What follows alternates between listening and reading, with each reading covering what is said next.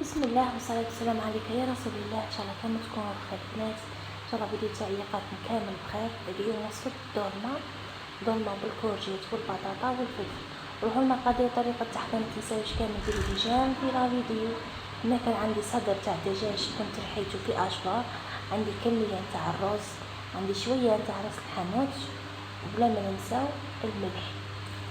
نزيد عليهم شوية تاع طماطم مصبرة، وكمية تاع المعدنوس، وشويه تاع كمون. هنايا حركت مليح ومن بعد بديت خليتها اكوتش كيما راكم تشوفوا البنات. تحبوا ديروا الرز تحبوا ديروا ما ديروش الرز، كل وحده وطريقتها. هنايا عمرت الخضره تاعي كامل كيما راكم تشوفوا، ومن بعد بديت ندوزهم في الصلصه. كان عندي شويه تاع الزيت، شويه تاع الطماطم، البصل، الفلفل، شويه تاع الكركم. قليت مليح كيما راكم تشوفوا، ومن بعد مرقتهم بماء يكون دافي ما يكونش سخون بزاف، يعني ماء من روبيني نورمال.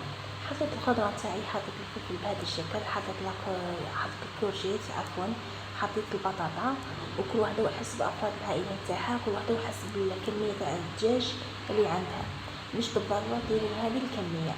هنايا بعد ما حشيت كامل هذيك الخضره كانوا قعدوا لي ودرتهم للبولات كيما راكم تشوفوا البنات. هنايا بعد ما كامل طيبتهم حاولت اني نسقي البولات تاعي بلا صوص باش تجيني مشربه ما تجينيش ناشفه، وهذا هو الشكل النهائي. ان شاء الله تكون وصفه عجبتكم. دمتم في رعايه الله وحفظه. سلام.